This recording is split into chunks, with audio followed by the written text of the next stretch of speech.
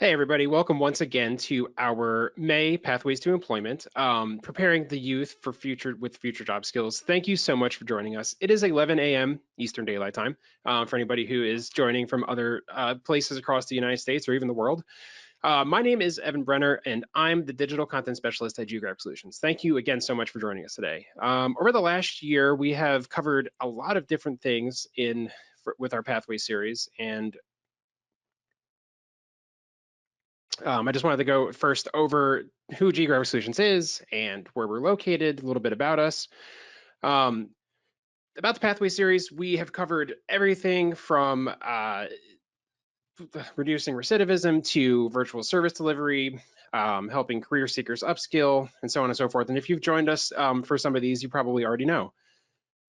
Today, we're going to be covering youth engagement services, and I would like you to first meet our panelists.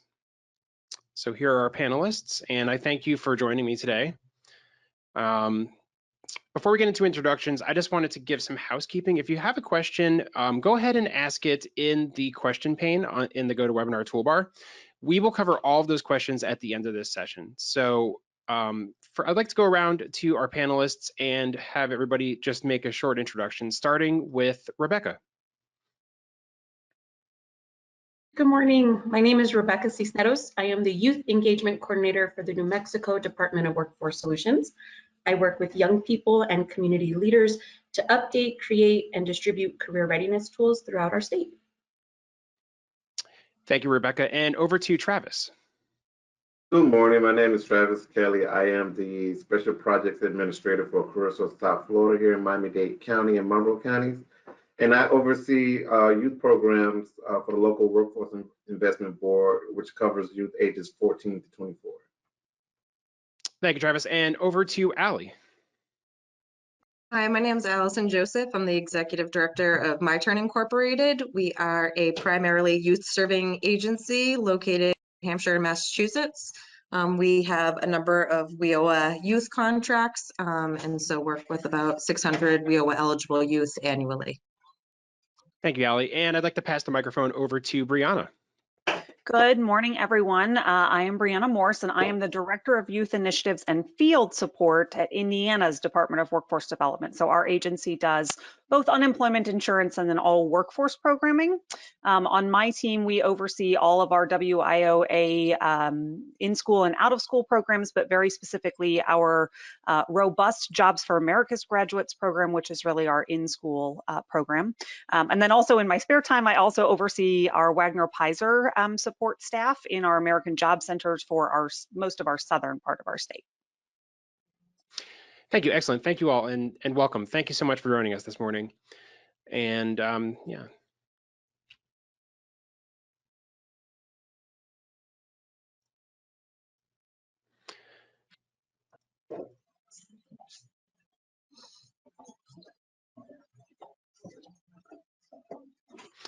So, well, I was going to start with a different slide, but you know what? I would like to go ahead and just start with this slide first. I'd like everybody to just take a moment you can take out your phone and go ahead and scan the QR code that you see on the screen, and it will actually update on the screen showing us what the answers are as you do that. So in terms of years, how would you rate your experience working with youth?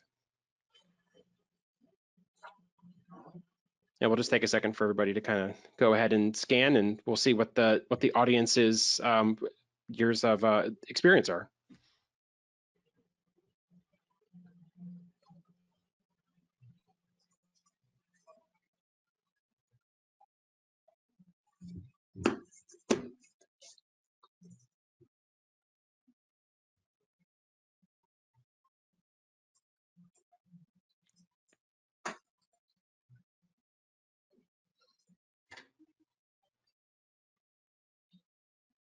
Okay, wow. And I have to say, there is definitely an experienced crowd that has joined us today. So that is really awesome.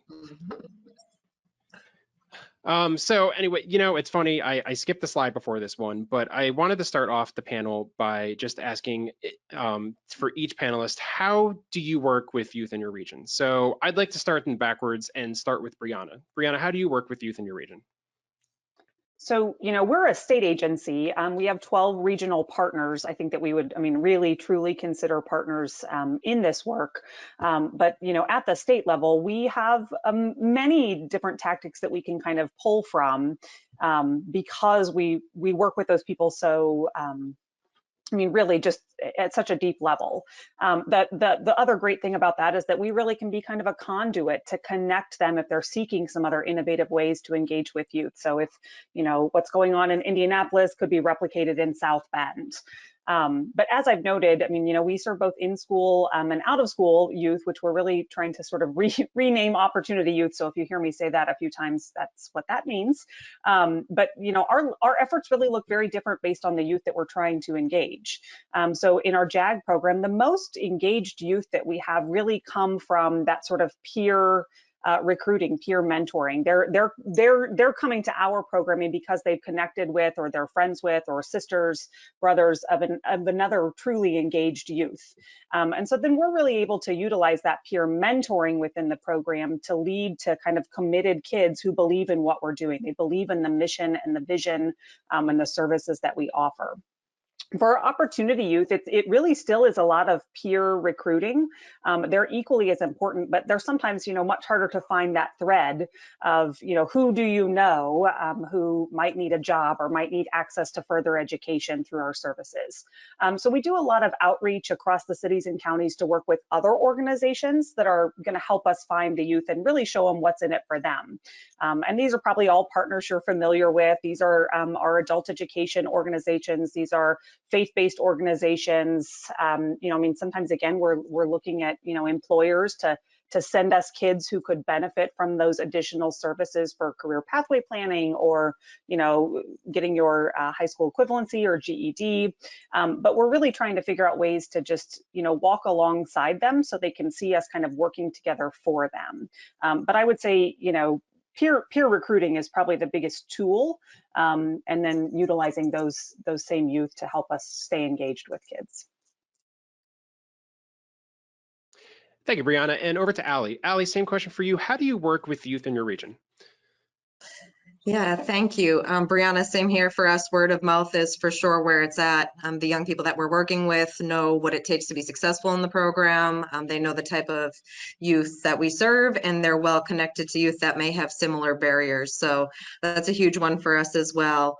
We've also done some things like offering an incentive to somebody who brings us an individual who successfully enrolls. So it might be a gas card or a grocery card or something like that. We have Bring a Friend Day, where it's sort of like a party in the office, and we do kind of an open house where people can come in and get to know the program, ask some questions, and see if it's a good fit for them. And then during recruitment, we sort of split our strategies into what we would consider active recruitment and passive recruitment. So for us, anything active is somewhere where we're going to be meeting with the potentially eligible person directly, going into senior classrooms to present to seniors that might be graduating, special education classrooms, parenting groups, homeless shelters, transitioning youth homes, things like that, where we're meeting directly with the participants and giving them a sense for what we might be able to offer them in the next phase of their lives. Certainly street outreach, which is one of our favorite things to do every year. We go out in the community, we talk to people on the street, we knock on doors, we introduce ourselves to people that might not know us yet. And then on the passive side are things like outreach to other agencies that are serving youth that would be eligible for us, hanging flyers, meeting with guidance counselors and other sort of intermediary folks that can connect us with participants, but maybe aren't, those participants themselves. And then from there, program retention really focuses around the relationship between the youth and their direct staff.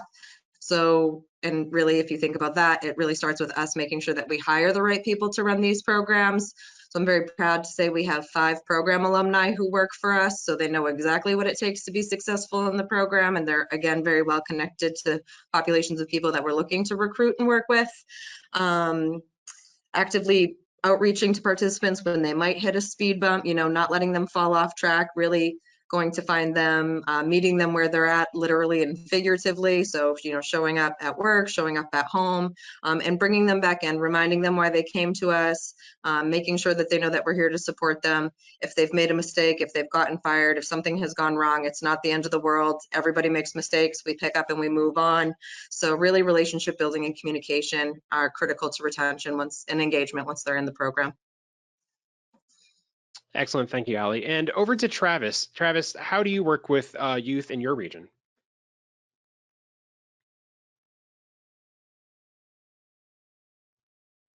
And Travis, I think you'll just have to I'm go. sorry, There we go. I'm sorry. Okay, awesome. No, that's okay.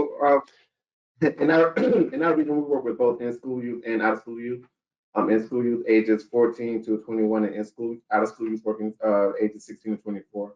And our biggest, most successful efforts around working with our community partners. Our biggest community partner in our in-school program is our local school board. As you know, Miami-Dade County is a very large region with a very diverse population. As a local school board, being our community partner is detrimental to us being able to have access to the kids and providing wraparound services to them. For our out-of-school program, we also partner with some of the largest community organizations within the county, such as the foster care system, juvenile justice, the homeless trust, things like that, that kind of focuses on addressing those barriers that kind of prevent our participants from engaging in employment and education. The outreach is tremendous. We kind of take a balanced approach in taking in a co-enrollment process where the participants get the benefit of having more than one case manager or career advisor on our side, and maybe a case manager from the homeless trust or from the local foster care system, and they kind of work together as a team, take a team approach and to transition them into self-sufficiency. So those are the major ways that we work with our participants. And we also do a lot of grassroots outreach initiatives, and we have a lot of an array of programs that provide the training, the education, and workforce services that they need. Thank you, Travis. And over to Rebecca. Rebecca, tell us how in New Mexico you are working with youth. Awesome. So my region is the entire state. Just like our partner said, my strongest partners are typically high schools. I have a lot of success working with career counselors, advisory teachers. They bring me in to share our online resources with students. I also found really strong partnerships, again, with what was mentioned, the organizations that are serving young people exiting or experiencing foster care, homelessness, with any kind of barrier that they might have.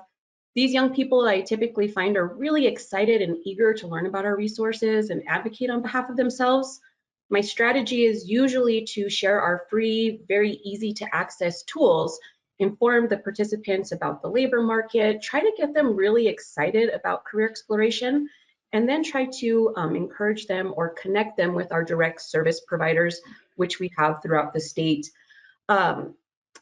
So like in Albuquerque, we have our Workforce Connection Office, but we also have programs like Future Focused, which focuses on internships. I know one of our partners mentioned JAG, which is Jobs After Graduation, Jobs for America's Graduates, Job Mentorship Program.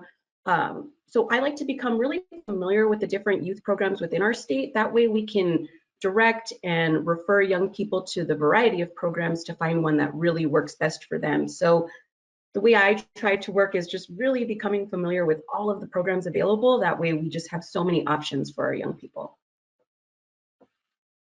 Awesome. Thank you, Rebecca.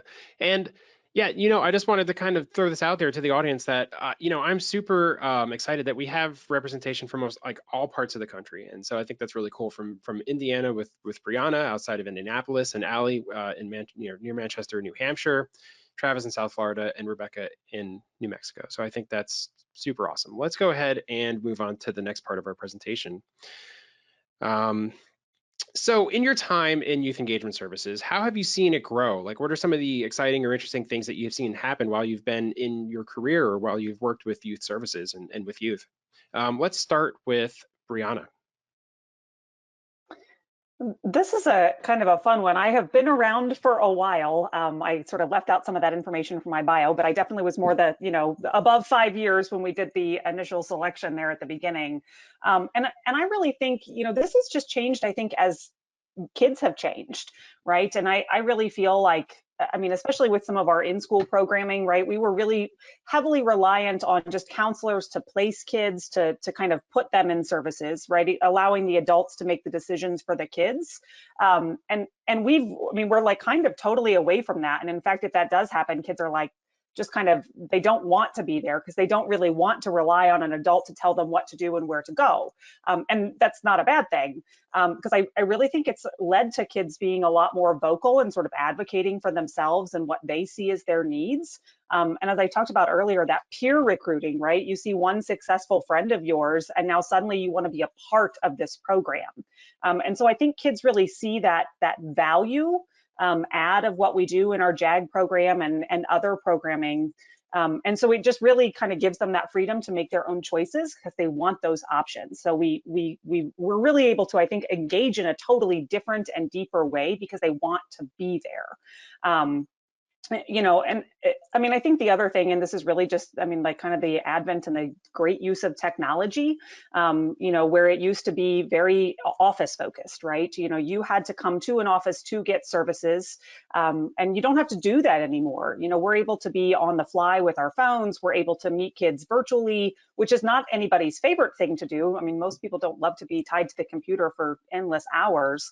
But that ability to just sort of connect with them when they can connect and in different ways through social media, et cetera, like look at all these technological tools we have at our hands to be able to touch kids anytime we need them. So, I mean, I think we're really lucky, I think, to be in the time that we're in now because there's such a need from the kids, but we have so many different ways that we can engage with them.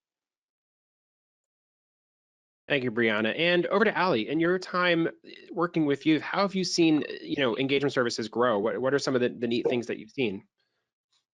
Yeah, I mean, I would again echo Brianna. I've been working for My Turn for 15 years. I started off as a career specialist, fresh out of college. That was sort of back right when young people were starting to pretty much all have cell phones. And then from there, really, the use of technology to keep young people engaged it used to be sort of a novelty or a tool or an add-on, and now it really is sort of a primary method of contact. We have extremely active Facebook pages for all of our programs, where we share out student success, where we share out events. We use those as recruitment tools as well. I would actually say probably 80% of the contacts that I get of people interested in the program probably come through my Facebook page. Certainly way more than email and probably way more than my cell phone at this point. Having those pages also put us in really good position for when were forced into a virtual delivery model during COVID. We didn't have to sort of scramble to put a mechanism in place. We already had these pages that we had everybody connected with. And so from there, we were able to, one of our staff, who's also an alumni, was doing this great budgeting series just through Facebook Live, and people were tuning in, and we ended up getting people that were tuning in from like all across the state who had no idea what My Turn was, but they had just seen this great engaging person talking about how to save your money and what to do with your stimulus checks and things like that. So technology has been massive for us. And I think that's probably what I've seen as the biggest change over the past 15 years. Ali, wow, that is, I just thinking about technology and how cell phones are so prevalent now, and the stat about the Facebook pages in context, that's really great stuff. So I would like to throw this now over to Travis. So Travis, in your time, how have you seen engagement services grow with youth?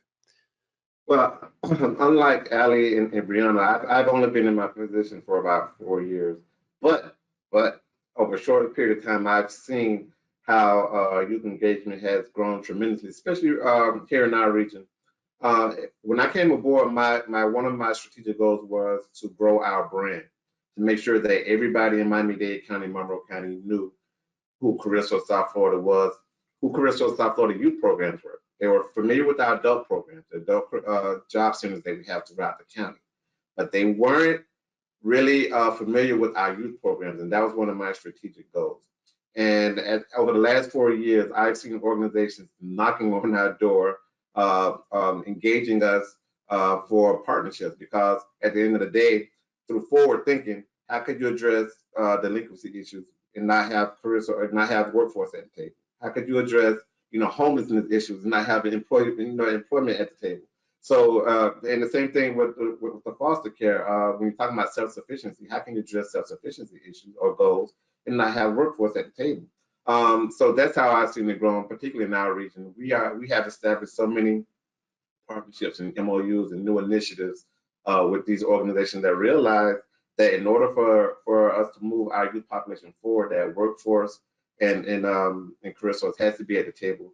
And that's why I said before, when we take a balanced approach at addressing all the issues and all the needs, the participants come out to be more successful. And the same thing with us. We can't, address employment issues unless we resolve the homeless issues first.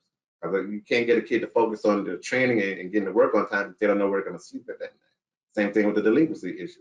So we work hand in hand. They correlate with each other, and we tend to make very good partners with our major community organizations that address these issues. So that's how I've seen it growing over the last 4 years since I've been. Excellent. Thank you, Travis. And over to Rebecca. How have you seen youth engagement services grow in your time?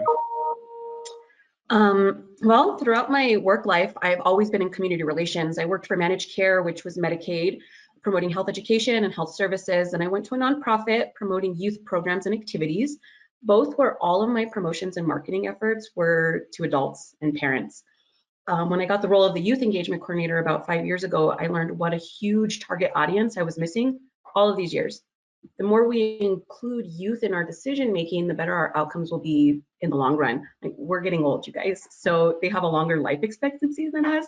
It's something that I really feel we should bring them to the table sooner and show them how valuable their ideas are, encourage them to be part of community conversations, not limited to workforce. The organizations that I've seen have the most success with youth engagement are the organizations that have youth at the table. So that's the difference that I've seen through my experiences. Those ones that are including youth voice seem to be the ones that are thriving. Excellent. And thank you to all for answering that question. Let's go ahead and move on.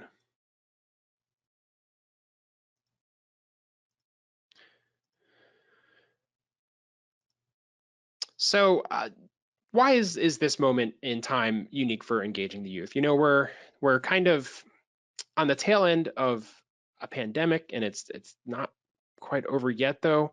And I think there's been a lot of interesting ramifications for the workforce and for youth in particular. So why this time, and why is it unique for engaging the youth? Let's start with the reverse order and start with Rebecca. Awesome. I know that some of you guys mentioned this now. I feel like the current time is always the best time, but what might be unique about right now is the ability and all of the digital platforms that we have to access our young people. So although like sitting on a computer might not be our favorite thing to do all day, we have so much more access. We mentioned how many young people have access to a cell phone. Not all activities have to be in person.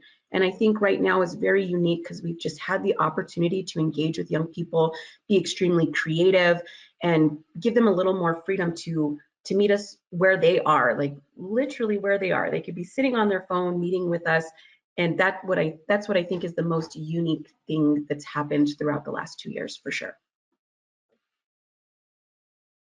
Thank you, Rebecca. And over to Travis. Why this moment in time, and why is it so unique for engaging the youth? I think this moment in time is unique for engaging youth because the workforce is going through a transition right now. We've seen the workforce change, and we have to be able to change with it. We see employers substituting education for experience. We've seen employers substituting experience for education. We've seen employers being flexible with scheduling, work hours, benefits. You have McDonald's offering, tuition assistance. How great is that? You see wages going up. So right now it's an opportune time for you to engage in the workforce, and it's an opportune time for us to engage them. We have more to put on the table now, more characters dangling in front of their face, and they have more options now than ever before. So this is the perfect time to kind of bring them all into the fold and get them all into the workforce and get them that experience that they're going to need. Like Rebecca said, we're older than them. They're going to be the up and coming generation to support us without their Social Security taxes. And now the perfect time to make sure that we get them actively engaged and because we're going through the transition, and once the transition is over, it'll probably settle down a little bit, taper off, and then something else will come up, and we have to transition again. But I think that's why this is unique, because we got so many opportunities, so many options to offer them. That it'd be hard for them to tell us no. If we're engaging them, that's like, well, that schedule doesn't fit for me. Well, we have an employer that this schedule will fit for you. Well, those benefits don't fit for me. Well, this employer offers you this, and this employer offers you this much money versus this much money, and it's the opportunity time. That's what makes it so unique for me. Excellent. Thank you, Travis. And over to Allie. Allie, what makes this time so unique for engaging youth? Those are some great points, and I agree. It's been super exciting for us to see, like Travis mentioned, young people that might not have been at the top of a stack of resumes before are getting some great opportunities to be able to show companies what they're made out of. I'm thinking we work with a lot of young people with criminal backgrounds who previously it would have been a no-go for sure in certain career pathways like healthcare, some other places that just had sort of a higher barrier to entry. And we're seeing a lot of really great kids get really great opportunities, and that breeds loyalty for these young people. They're used to having companies say no to them, and so the companies that take a shot on them, our kids don't want to leave. We've got some young people who've been at their same place. They're 10 years in now. They're hiring our new employees. It's been really cool to watch, and I just feel like this sort of time where you're seeing companies take a shot on some of these younger kids that might not have the technical experience they're looking for, or might not have exactly what they want to see on paper, but they're giving them a shot because these employers really have no other option. I think it's just going to be a win-win situation across the board. And yes, again, a really exciting time to be engaging young people in these pathways. A 17-year-old kid making $52,000 a year is pretty awesome to see. It's been really exciting to be a part of. And I mean, obviously COVID has changed the way we operate. It's been great to have these remote tools for people that can't get to us, but for me, there's nothing better than face-to-face. So we're still making sure that component remains strong. And again, just those relationship building experiences right from day one with the staff and the participants, just so those kids know we're really here to support them. There's nothing that they could encounter that we can't help them get over, and that we're all there for the same mission. Thank you, Allie. And geez, it's 17-year-old making 50,000 a year. When I was 17, I definitely was probably making $7 an hour. I don't know, but Yeah, that is exactly. Wow. That is quite a perspective. So, Brianna, over to you. I'd like to pass the mic your way. And for you and your experiences, why is this time so unique for engaging the youth?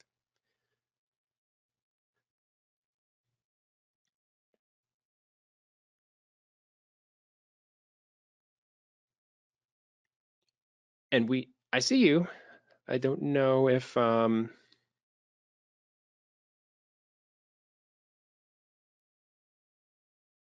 Evan, can you hear me? I can. Yes. Okay. Like, hopefully I'll be able to hear other things too. Sorry. So That's okay. I totally missed almost everything Allie was saying, which was really unfortunate because I've been trying to take notes when everyone talks because there's so many great things today. So I hope I don't repeat things that she also shared.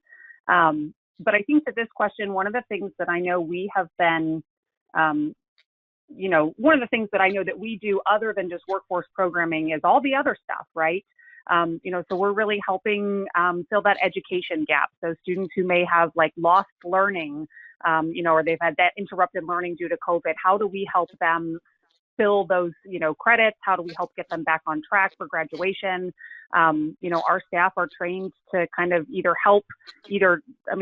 not diagnose, but connect to mental health services to really provide that sort of trauma-informed environment. And I really think that those are the things that we bring to the table, that we, again, didn't have all of those issues at quite such a high level, 3 years ago. And so here we are as sort of an organization through all of our different services where it's all of the things. We can do workforce programming and preparation. We can do academic, educational preparation and kind of getting kids back on track. And we can do all these other things. So it's really great for us because we can be, just a seat at the table with a hand up to help in any way that is needed. Excellent. Thank you, Brianna. And yes, this is a great actually moment to let everybody know that this actually is being recorded. And we will share the resources afterwards, and we'll have a full resources page that we'll send out to all registrants. So we will definitely have a way for everybody to hear this and to see this again. And now I'd like to go into our next little activity. And this is a fun one. In your opinion, what are the top skills needed for youth entering or already participating in the workforce? Enter your answer to form a word cloud. So go ahead and take out your phones, scan that QR code, and as the answers come in, we will see them actually pop up on the screen. So let's go ahead and take a moment to do that. And starting now, okay.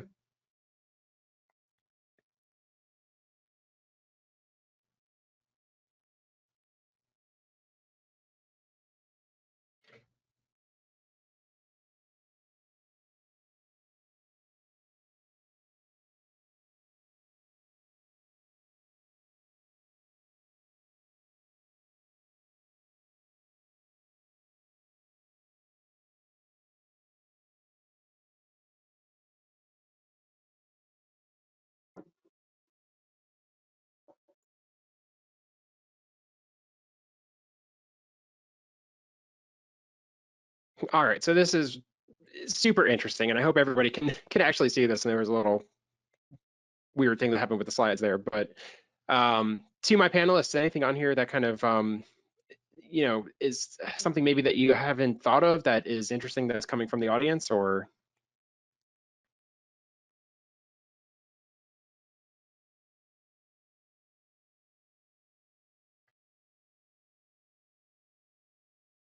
I think wow, so some really super yeah, go ahead, Rebecca.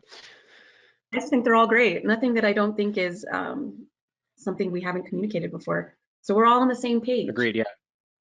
That's And good. Well, that's great. Yeah, and communication. They're the skills employers want too. I mean, they want, they're the skills schools want and teachers want. They're sort of all everybody needs these skills no matter what.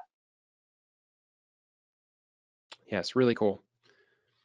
All right, well, I'll give another 15 seconds and then we'll move on here.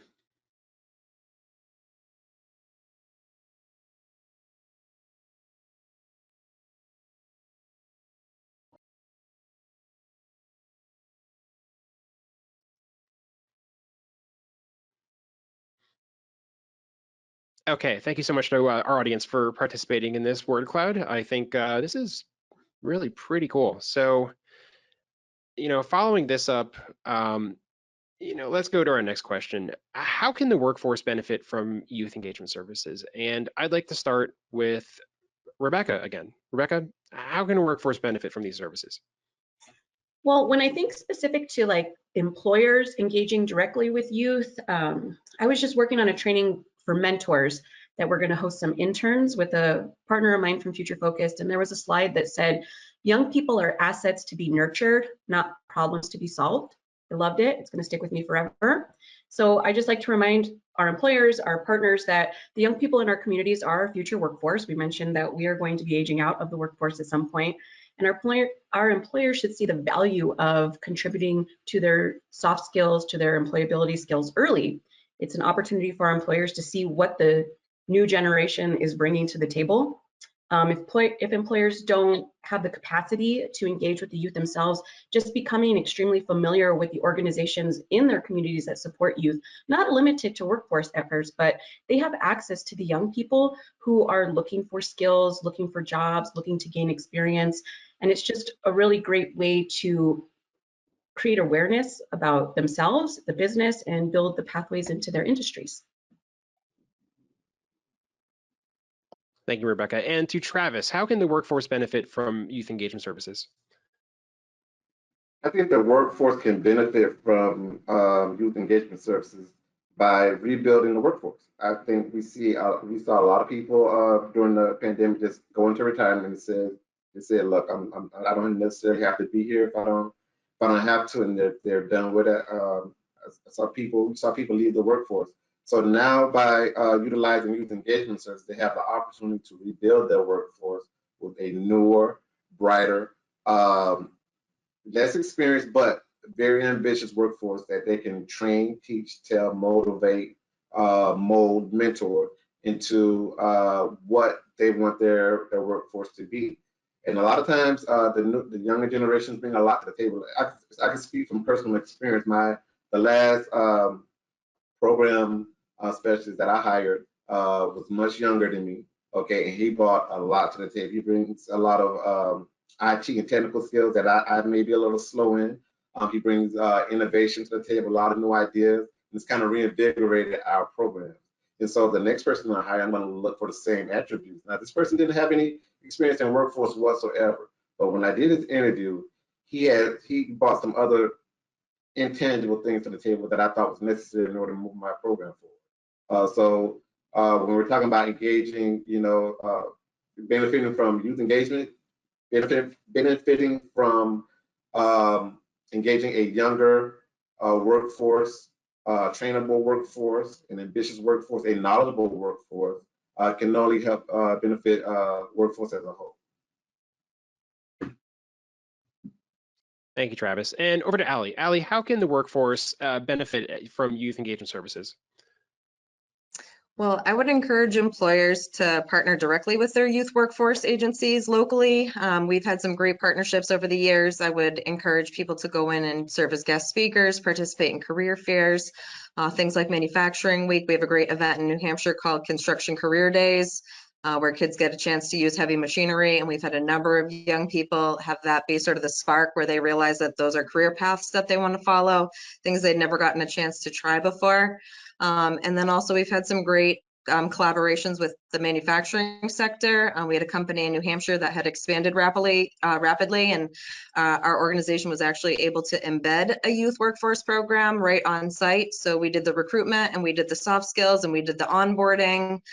We removed all the barriers, and then for half of the day, they did the technical training with the organization. It was all paid under the WIOA grant. And so after about 30 days, they ramped right onto the unsubsidized payroll, and many of them are still there today. So there's a lot of great ways for employers to tap into the wonderful things that all the youth contractors are doing, all the great things you've heard today, and we can really kind of do the hard work of recruiting young people and getting them excited and trained up, and then turning them over to you, a nice shiny product ready to go. Thank you, Ali. And Brianna, how can the workforce benefit from youth engagement services? I mean, we're again really lucky, I think, as others have said, is that, we're a large agency and we have multiple teams that are all sort of focused on these efforts. So we're working hand in hand with our employer engagement teams. Those are the folks who are really doing the knock on the door to businesses. But we're really talking about youth are the pipeline. They're the talent, right? It's not just a person who can breathe or a warm body to push a button or fill a seat or something, but we're bringing a lot to the table. And so when we're having those conversations with those employers, we're talking about the skills and the passion that our kids have. Kids who have come through our JAG programs. JAG is a national model. We've got 40 years worth of experience to say these are the skills that employers need, and our kids have mastered those skills. And you saw through the word cloud, I mean, their teamwork, it's taking initiative, it's conflict resolution, the things that you 100% need to be able to work in any work environment, in any employer. And so, it's really our job to educate employers about our programs and our kids. It's not just about here's what we do, but here is what our kids look like. And our kids may not be perfect, but if you look at what they've accomplished in school or in JAG or in their programming against all the barriers and the things that they have to face elsewhere, employers are really going to see that return on investment if they invest in the kids in the program. Like just a wonderful example, we had a student in one of our more rural programs recently who was working with her county scholarship organization to set aside a scholarship for JAG students, $1,000 a year for 25 years for the surrounding two schools to compete for. But they were able to accomplish that because she solicited an employer who had been a guest speaker in the class for a donation. It was a very simple ask, and she talked about her pitch about how it would benefit kids like her. But that's transformative to see that, that initiative and that passion that she took to them. And just think about then what kind of work tasks they might be able to give her and how she would be able to demonstrate that same skill and aptitude at an employer. Great, thank you, Brianna, and all to all the panelists. Excellent answers. And the next question I'm going to ask is, this can really be it can be funding, but it could be resources as well. But in your opinion, where or in your experience, where can or agencies or somebody working at an agency working their way through their jobs or their day-to-day tasks find funding for youth engagement services? I'll go back and let's start with Brianna. This is a loaded question for a state agency to answer, so I'll do my very best. I know Rebecca and I were talking about this on one of our prep calls, but we're very lucky, right? We've got state or federal funding that just kind of comes to us. We don't have to apply for WIOA funding. We just get it and then we give it away. So we're lucky that we have that money to support what we're doing. But years ago, I mean, we really worked hard to get other funding, knowing that there is such a need in our state and that federal funding covers but a drop in that bucket. And of course, if you follow WIOA, when it was WIA, we used to have all these in-school funds and then we have much less of that. So we had to work doubly hard to be able to continue to do what we're doing in order to get other funds to support that. So for us, it's really just a couple of key things. And the first one is not easy, but certainly most important is really just to be good at what we do. So we document everything. We have data that backs up that what we're doing. We have students to tell the stories in JAG of the things that they're, that they've had as successes.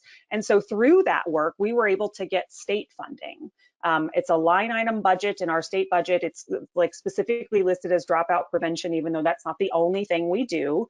But it's an additional $7 million to support our programs. And it literally is because we're good at what we do and we asked the legislators. We talked about what our successes were with those kids.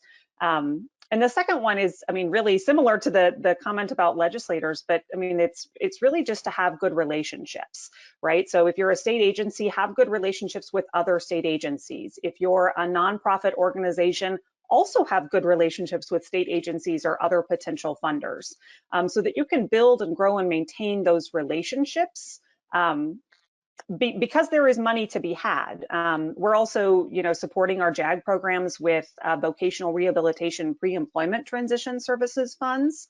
So that really incentivizes us to serve more students with disabilities. But again, it's another revenue stream so that we can grow our program by serving more of those kids. And there's state agencies can get philanthropic dollars, right? We've got some funding that comes to support our programs from, an outside source. We've got employers contributing to what we do because again, they see the benefits. But to me, it's really just there's money to be had. You have to know kind of where to look for it, but you also have to be good at the things that you're doing so people want to board that ship. Thank you, Brianna. And over to Allie. Allie, in your experience and your time in this in these industries, where can agencies find funding, or where can organizations find funding to do what they do? Sure. Yeah, we're a relatively small nonprofit, so my experience is a little bit different than Brianna's, but also a lot of the tactics that she outlined are the same things that we use to grow sort of our funding base. Certainly having a good product. I really liked how you talked about data, but also the student stories. So you were able to rattle off a success story about an individual student. You can tell you're very passionate about it. We feel the same way about our participants. You have to have the numbers, but obviously these young people are so much more than numbers. So knowing their stories and being able to share those freely with the people that you're networking with.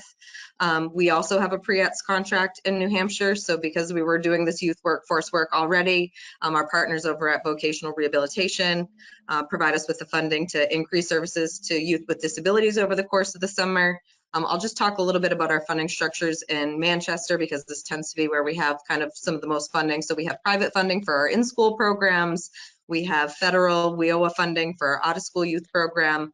We have a different title of WIOA funding for our adult education program, and then the pre-ETS funding. So similarly, working with state agencies that provide services, comparable services to either different populations or different services to the same population, and leveraging our success with the WIOA youth dollars to increase that. And then I would also say, because we're all in the business of putting young people to work, and that really is a service that we're providing to the employers, reach out to your employer partners. If you've placed 2 or 3 great young people at an employer, you just saved them a lot of money on recruitment, training, retention, and they should invest back in your company. And those dollars typically unrestricted. So those are a great way to get maybe a youth engagement sort of incentive program off the ground. I know I saw a question in the chat about how we're able to buy gift cards and throw pizza parties and things like that. Those are with smaller foundation grants and with corporate donations directly from the companies that hire our youth. So don't hesitate to ask. The worst somebody could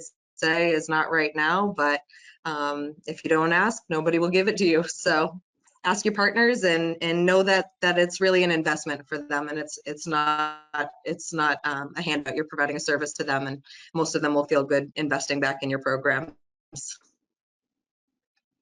Thank you, Allie. And over to Travis. Travis, in your experience, where does somebody find funding for youth engagement? And just share a little bit about your experiences. Particularly for excuse me. Particularly for our region, as the local workforce investment board, we provide funding for in-school and out-of-school youth engagement. So every 3 years or so, we put out an RFP for providers who provide youth engagement services to contract with us to provide those particular services. Added to that, there are other local agencies that provide funding for youth engagement, such as the Children's Trust, who provide fundings for programs for nonprofit profit agencies to provide youth engagement for certain particular demographics. The Homeless Trust, they provide funding for agencies that engage youth who are homeless. And a couple of different other agencies also provide, grants and stuff like that to provide funding to engage youth in specific areas that they may have barriers to in seeking employment or education. And one of the best ways is to just leverage your relationship with our organization. If you're engaging youth and you lack funding for something particular, the best way to do it is to leverage your relationship with the funder or the people with the money and kind of work together to kind of share your resources so that you have access to some of the dollars that are needed to provide some of these services. Thank you, Travis. And passing the mic over to Rebecca. Rebecca, in your experience, where can agencies find funding, or where can an individual, an organization for conducting these services? Well, as a state agency, I would highly recommend researching your local workforce boards. I did a little Google search, and there are 593 local workforce boards in the US. Our local workforce boards here in New Mexico has fantastic youth providers, and they work really hard to engage our young people in career exploration, skills training, and a variety of work-based learning opportunities. So business leaders, if you're looking, community partners, if you're searching, you can reach out to see who's already partnering with your local workforce boards. They already have the funds, they have the structure to guide young people through the process of career exploration. So that's my biggest suggestion.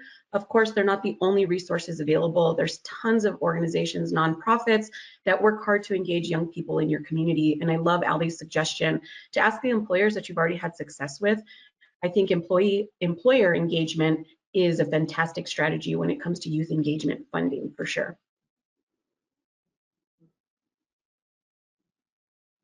Excellent. Thank you so much, Rebecca. And we're going to move into a final question that we have for the audience. Which one of these needs ranks highest in your job or role? Is it funding, time, resources, technology, maybe something else that we can discuss in the Q&A? Take about a minute to pull out your phones, scan this QR code, and we'll start right now. And also, while we're doing that, I'll just say that as you're taking this poll, as you're scanning the QR code with your phones, we have about 10 minutes left in the session. So we have one more question after this I will ask the panelists, and then we'll move into a Q&A session. If you have any questions, please go ahead and look in your GoToWebinar toolbar and add those questions in the question pane. We already have a few, and we'll discuss those soon here.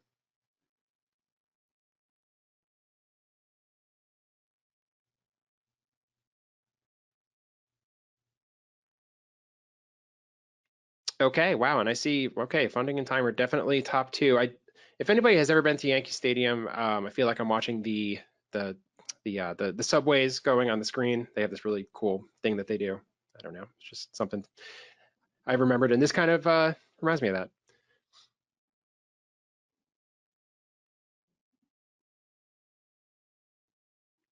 Okay, yeah. So 41 responses definitely looks like time, funding, resources, technology, and then something else. And we'll take just another 15 seconds on this and we'll move on.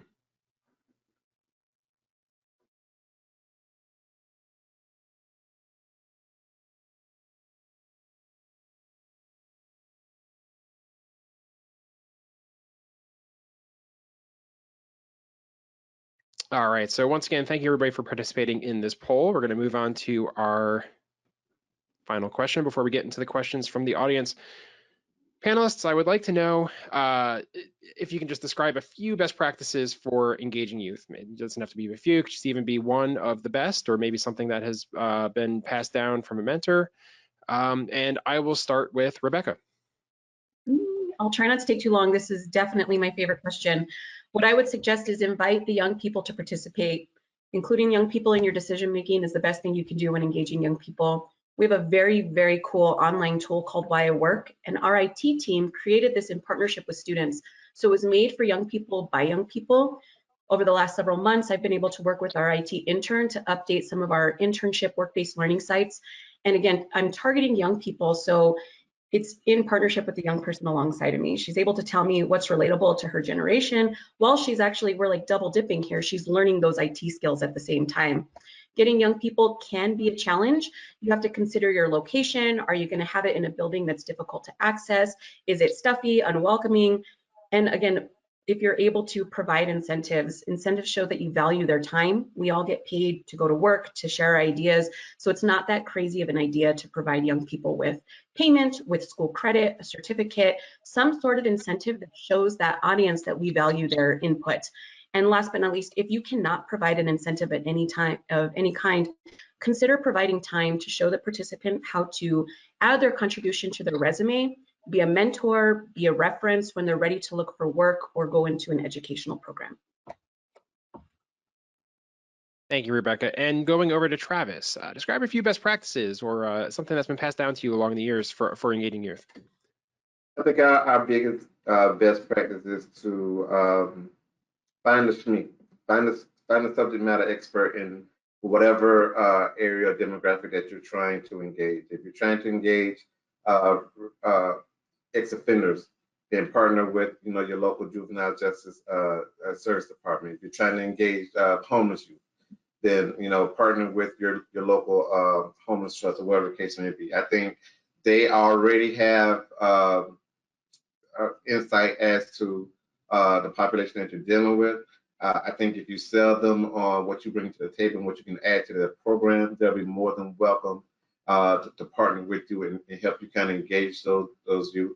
And another best practice, especially for the younger population, is if you can get the parents on board, and a lot of times you can get the kids on board. And that may be a little bit more difficult, maybe more difficult to convince adults than it is for kids. But if you can get if you can get parental support, then a lot of times you can get what you need from the youth. Thank you, Travis. And going over to Allie. Allie, describe a few best practices for engaging youth. Sure. I just, again, would stress the importance of relationships and having the right staff in place, because without the right staff in those relationships, it doesn't really matter what you have to dangle or reward or whatever. You're going to have a tough time keeping young people engaged in your programs, particularly those young people that are difficult to serve, who might have hit barriers and struggled to even get to your door. Without the right person in place, none of the other stuff really matters. And I would also say celebrate the success, every success, the small successes. So for somebody who hasn't been to school in years, just completing the TABE test might be something worth celebrating. Flowers, ice cream, pizza, a quick handwritten note just to let these people know that we've noticed their accomplishments, we're proud of them, and it's on to bigger and better things. And then finally, I would say to make sure that you remember to engage your staff the same way we've talked about engaging youth.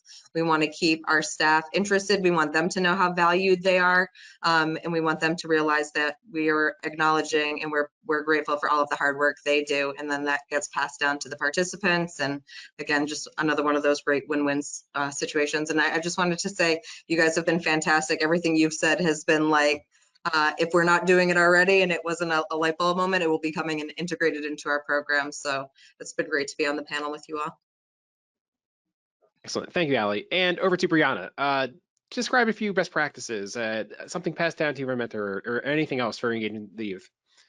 I mean, I would just echo all the things that everybody else said. I don't want to say anything redundant, but I had a long list and every single one of them was on there. The only other thing, and I know this has been really a struggle for us because we're a state agency, right? And we're generally inflexible, but where you can be flexible. So be flexible with, the times that you're meeting with the youth, the mechanisms that you're meeting with the youth, the mechanisms that you have for staff to take time off, right? If they're working on Saturdays and Sundays, like, gosh, could they leave, school earlier instead of trying to force them to stay till 5? Don't make them work summers if that is not, they're not going to be busy. I mean, so look for ways to just be flexible for the kids and for the staff that you can, which is, again, tricky, but it, within your system, whatever your system is, that's my best one. Excellent. Thank you, Brianna. And now we're going to go ahead and take a couple of questions from the audience.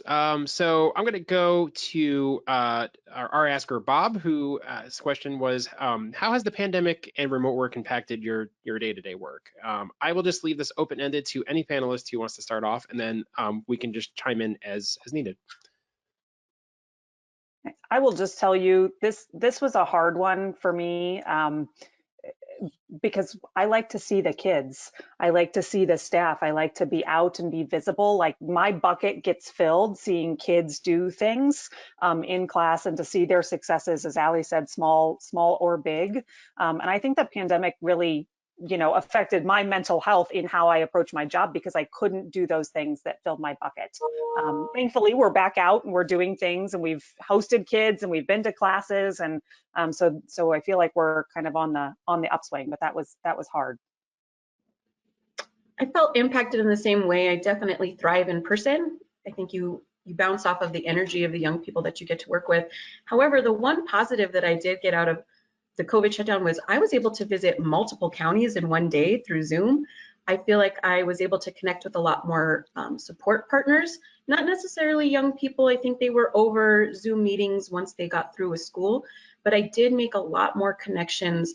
Again, I was in like 3 counties in one day. So those were some of the positives. I do think that we were able to share our online resources. Seem to have a spike during COVID. They have seemed to go down. People do prefer in person, which is great, but there were pluses and negatives for sure.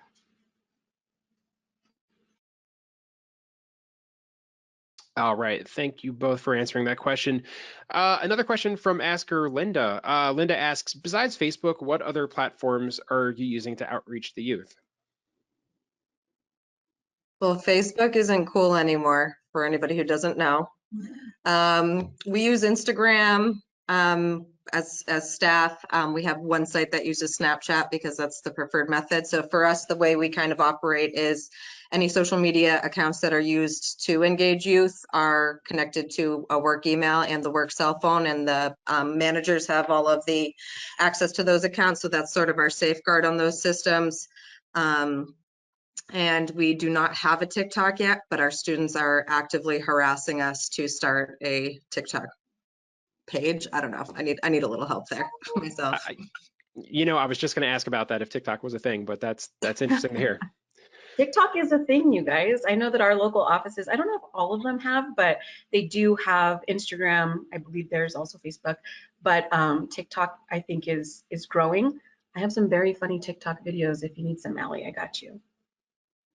TikTok can be a great tool for training in short snippets, right? Here is something, we wanted you to see this, or if you're, again, you're visiting a student, like here's a quick student story. So there are definitely ways to use it for good, I think, versus, that sort of mind-numbing scroll that we do in our personal time. Yeah, I know there's a whole bunch of high set testing tips through TikTok that our participants have found and have found them to be very helpful. But I think our kids are trying to get us to dance. All right. And going over to Lisa, Lisa asks, what mechanisms are y'all using to engage disconnected youth? You mentioned outreach work, CBO partnerships, social media. Can you speak more directly about how youth were involved in designing these mechanisms and how they are funded? Is capacity adequate?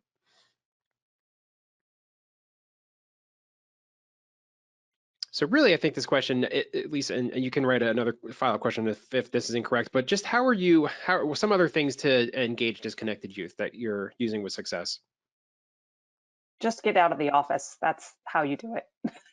Like, I don't, that's probably a little generic, but I think that the more you are out in the community, in whether it's in community buildings or you're at the basketball courts or you're at the gas station, every place you go in the community is an opportunity to find disconnected youth. But you cannot do that sitting behind a computer. Yeah, the first time I heard meet youth where they are, I didn't fully understand what that meant. I took it very literal, like go to where they are, and sometimes that is exactly what we mean. So we want to meet them where they are mentally and physically, but location wise, like if we do things at the mall, you set up a table, you find where those young people are hanging out, where are they spending their time. Out of school youth has been a challenge for us to connect with, so having those partners that will give you the referrals of young people that are on the verge of dropping out, or working with those organizations that support young people that are experiencing homelessness, those are really creative ways that you guys can get engaged with those young people. I don't think we use our toolbox as effectively as we should or we can. I think there's a lot of tools that are available to us that we don't maximize to their potential.